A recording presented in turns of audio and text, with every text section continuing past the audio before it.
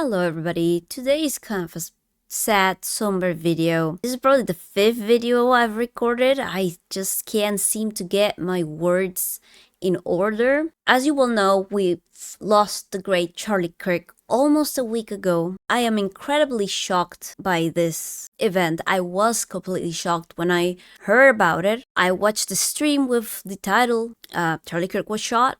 And I thought, maybe like Trump, it was a grace, or maybe shot at, nothing happened. And then I saw the video, and I thought, there has to be hope. There is hope that he makes it. And for what, like 30 minutes, maybe a bit more, we had hope. And we heard that he arrived. He was in critical condition, but he arrived to the hospital. And I think we all let out a sigh of relief. And not 20 minutes later, we got the confirmation that he had passed. Now, this event has angered so many people, and so many people, including myself, struggled to explain why. I've never met Charlie Kirk. I'm not from the USA, but Charlie had a lot of the core values that a lot of people have, and you don't necessarily have to be Christian for those core values. You just have to be a decent person. He had these core values that he was trying to teach and promote to young college students. This is what Charlie did. He would go to campuses and he would sit under a tent and he would put a microphone, and anybody could go up to the microphone, ask him a question, debate. What really impressed me about Charlie, and something I always admired about him, was how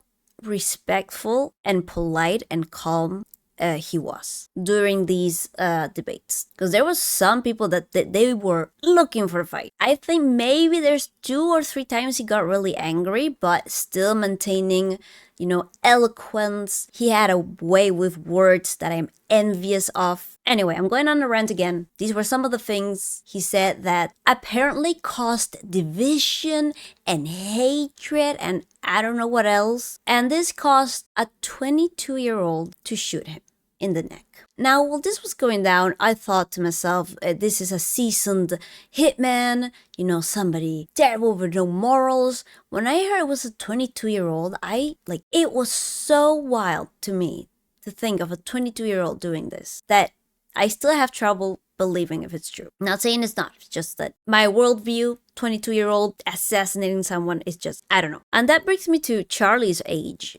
He was 31. He's 3 years younger than me. I thought he was older because he's got, he's married, he's got 2 beautiful children who now are going to grow without a father, which is the saddest thing ever. He was 31, and again, I thought he was older because of all the things he has done. He's done so much being so young. And people might say, what do you care? You're not from the US. If you look at the news, and not the mainstream news, if you go around, poking around in other countries, you will see many countries held a vigil or went out marching in honor of Charlie Kirk. Most I saw was South Korea. I also saw the UK. Some political figures spoke up about it. Milei from Argentina. So he was very beloved around the world. And with his death, his assassination, we came to learn that there are a lot of morally lacking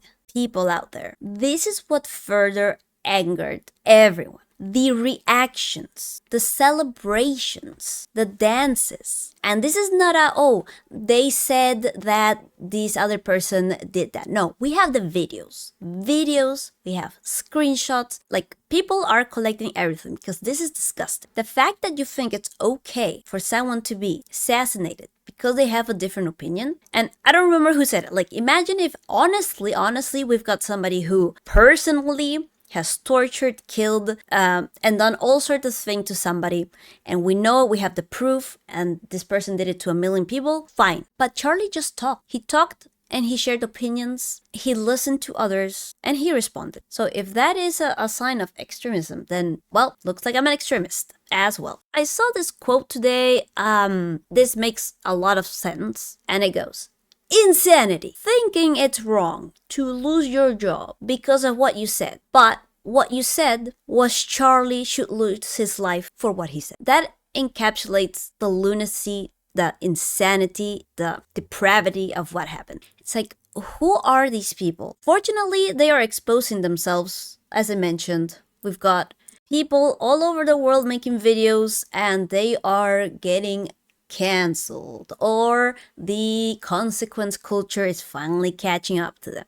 And this is what's the problem. They didn't get consequences before. They've had years where they could say, do anything without any consequence because they were the protected class or whatever. But now they crossed the line and the gloves are off for so many people. The gloves are off. Charlie was a nice one. As Erica Kirk said, and what a woman. I don't think I would be able to do what she did. To quote Erica Kirk's words, Charlie preached message of patriotism, faith, and God's merciful love. You should know this. If you thought that my husband's mission was powerful before, you have no idea. You have no idea what you just have unleashed across this entire country. And this is true. And I was pleasantly surprised to see that it ignited everyone worldwide. I was so happy. As many are realizing, this event has exposed how depraved and insane people are to want to celebrate this man's death. And not only that, because it doesn't end there. They want his wife to go through the same. They want his kids to go through the same. I know there are lists out there of people who should go down that route. Explain to me how that is any indication of a decent human being. But anyway, trying to keep it short, if they thought they had silenced him, they only made his message louder. And more people, in response to the insane and depraved celebrations, are actually now paying attention, because this has been going on for years. To finish, I'm praying for Charlie's soul, for Erica losing her husband like that, her kids. I keep hearing, or I keep seeing that they were in the crowd when this happened. I really hope that's not true. At least the kids. Erica replaying going home for her 3-year-old, asking where daddy was, that broke my heart, and people laughed at that. So I pray for her kids as well, and I do want to give a special prayer for the killer's dad, because he did something very difficult. He turned his son in. I don't really understand the details of how it came to be. I just know that he knew what his son did and he turned him in. That is the moral